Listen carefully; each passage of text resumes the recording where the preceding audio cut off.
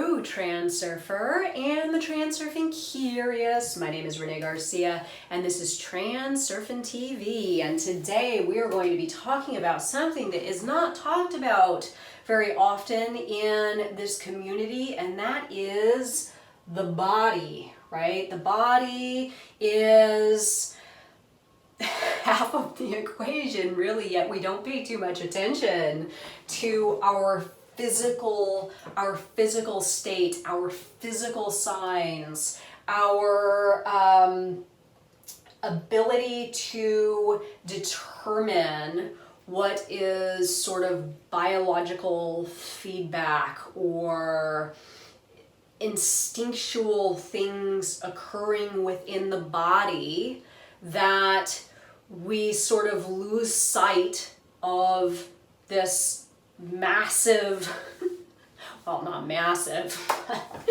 you know what I'm saying, this energetic source that holds and is responsible for much of our state of being, if you will. We sort of exist a lot up here, and I know for me there are times, and I'll really give you guys some takeaways here of stuff that you can do at home and things to look into and different perspectives of how you can switch your perspective from your mind to your body.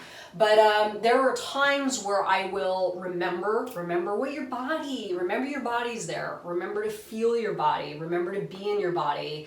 And there will be times that I sort of wake myself up to switching back into this perspective, and I'll realize I don't even feel my body half of the time, right? I'm like a giant head that doesn't even feel. I mean, even just now watching this video, think about your body and actually feel it, right? We have shifted so far away from truly sensing our body and listening to our bodies in ways that can possibly be detrimental to creating our own reality. Maybe some stuff's going on in the body and you're not acknowledging it, and this stuff is shooting itself up to your mind, and then this version of reality is being crystallized because of things not properly addressed going on in the body. So I'm going to get into it all in a moment, and it is going to be really fascinating, y'all, and I think you'll definitely take away some stuff that's going to help you. Before I get started, remember to like this video and comment below. My world is taking care of me. To enter my daily giveaway for my reprogramming stickers and Reality 2.0 on Teachable, link below, check it out. Join us on Facebook. Let's get a conversation going in the Facebook group about this subject. It'll be a good one for sure. So, I experienced, for those of you that don't know, I have a video, I believe it's titled My Story, Finding Reality Transurfing, and I talk about a very traumatic experience that I had that resulted in me being diagnosed with severe PTSD. I mean, I was in like really bad PTSD place, and I would get triggered, my PTSD would get triggered. I'd be walking down the street and a fire truck would go by with its sirens going, and it's, you know, and I would just almost go into like a state of shock. And I would have to get myself home very quickly. I'd be totally overstimulated, and I would essentially have to shut down for a couple of days. This was probably about 4 or 5 years ago now. I would have to shut down. I would have to really limit the light coming into my place. It was overstimulating. I couldn't hear any more loud noises.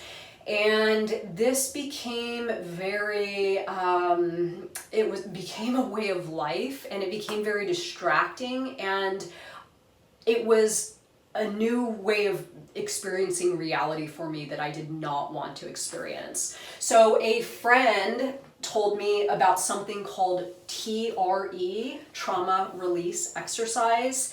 And for those of you that have heard of this, obviously you know the magic here For those of you that do not know of this or have never heard of this, trauma release exercise is an absolute miracle for releasing trauma and stress and things that are held onto by the body that are detrimental to your existence, to your mind, right? I mean, trauma is a deeply visceral, experience that can get away from you if you don't address it and get a hold of it. So I'm going to recommend anybody that has any experiences with trauma, even if you don't have experiences with trauma like PTSD or something really traumatic,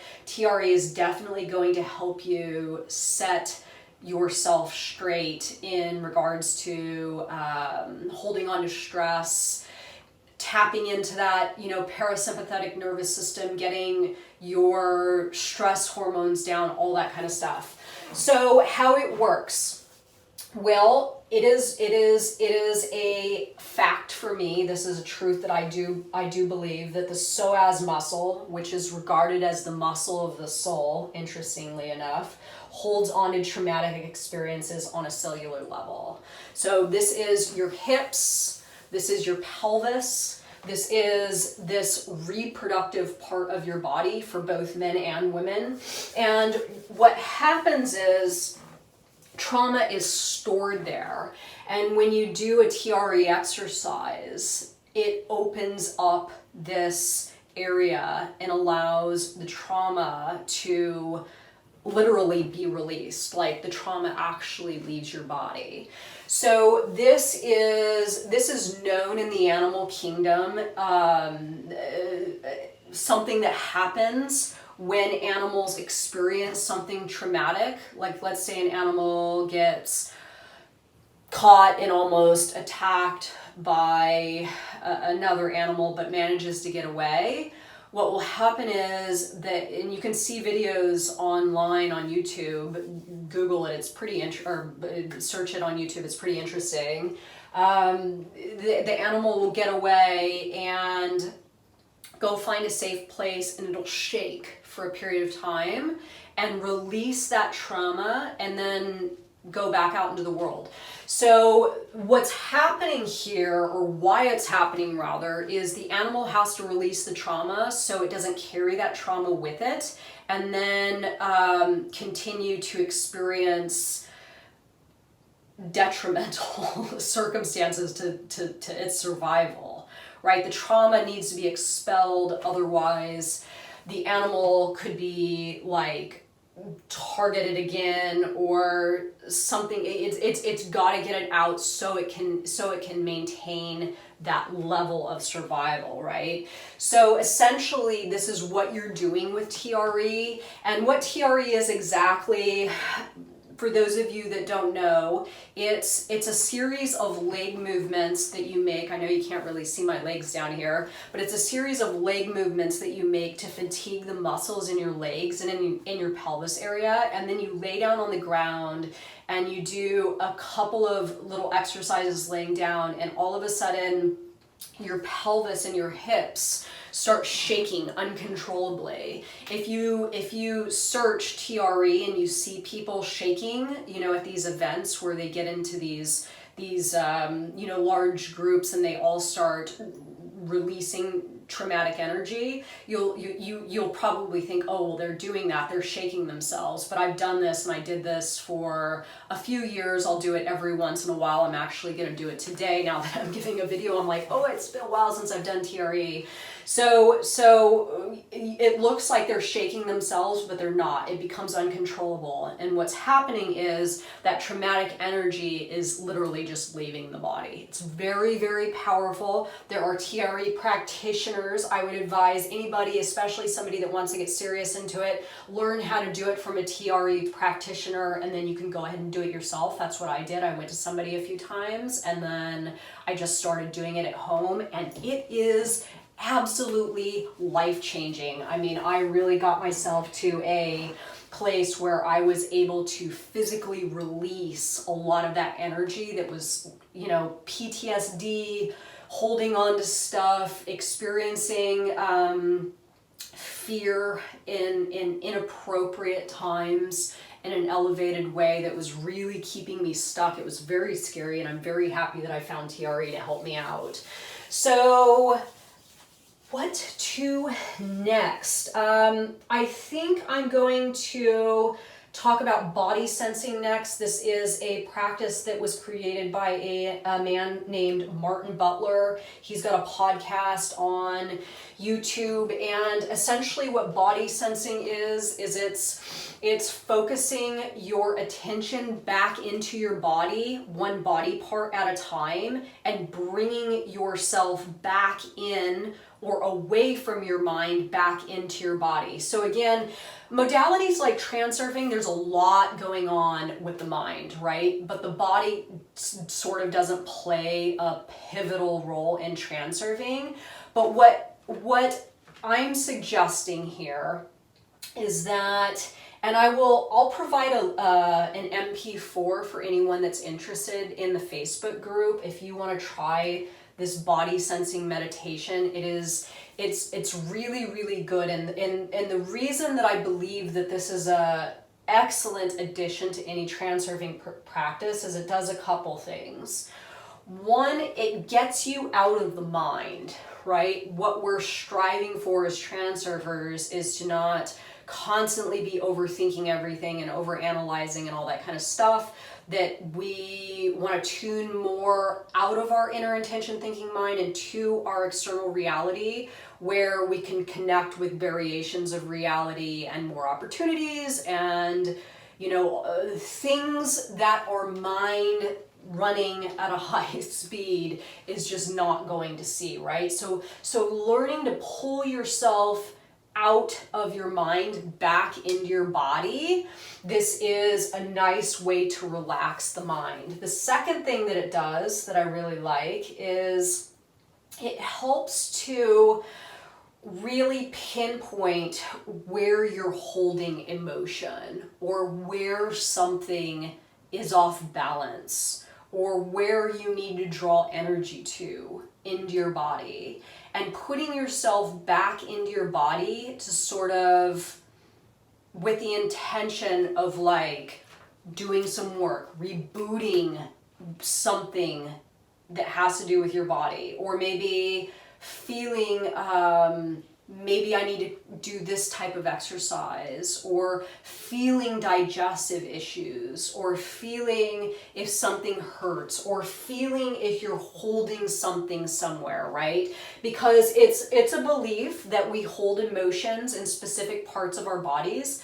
We have, the most classic example of this is people that have, broken heart. So you had something romantic happen, you can actually feel it, and we've all felt it, that feeling that something's not right in the chest, right? So there is an emotional state that is sort of materializing itself as pain in your chest area, and it's the same with all emotions. There's a point in the body where that is going to be held. So if you're going to do an exercise like body sensing, which is a very, very simple exercise, it's a meditation, you sit there and you really just think about each different part of your body, you can start to pinpoint where you're holding on to emotion, and maybe then working on that from a different place, or at least drawing your attention to it so there's not this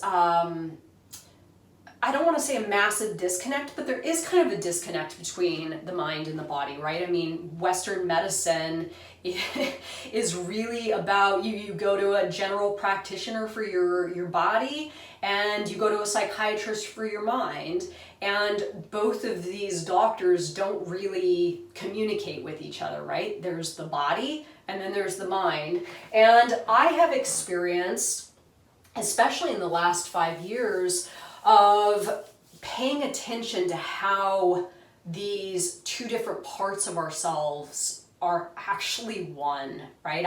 I've learned a lot about let's just say, what I put into my body. I mean, when I started the keto diet, this was very, very eye-opening for me, especially having, having some trauma with the PTSD stuff and my stress levels and insomnia when I switched over to the keto diet, that massive intake of fat, I'm a huge advocate for dietary fat, was amazing for my brain, right? I started sleeping better. My stress responses started to chill a little bit. There was just a bunch of positive benefits from changing my diet. And I never in the past would have believed that diet would have such a huge effect on my mind. When I thought of diet, I thought of being trim or, my skin looking better or some sort of physical reward. I didn't think of how diet really played into my emotional state, my mental state, and it's been in paying attention to my body a little bit more that has allowed me to sort of tap into what I can do to optimize my mind via my body. Right? So, talked about body sensing, pinpointing where you hold emotion, observing what is chemical. Okay, so this is the fascinating part of, I guess, Western medicine. My perceptions of how I viewed certain emotional states in the past for myself. I would have anxiety or I would have fight or flight response, and I'd think, I can't deal with stuff, oh, I'm going crazy, or, some sort of, like, I was accountable for some sort of biological kind of like experience. And then once I started to really learn more and evolve my knowledge about the mind and the body, I started to realize that when I had anxiety, this is just deep DNA programming of, what was needed for us to evolve as a species over millions of years. And I talk about this in my Reality 2.0 course, that we are geared to see the negative, because if we had not been geared to see the negative, we would not have survived as a species, right? That evolution has sort of has not done us well in our modern state, because now we don't have to be fearful of the wild animal ripping our head off, but we still have the responses getting triggered by external threats that aren't as threatening. Now, I guess a lot of people would probably say that's not true. They are as threatening, but I think we're much, much safer now as a species, but we still live and respond to our environments in a way that's like, we see it as extremely threatening. That's why a lot of people are running off of fight or flight, like, and then, just things like,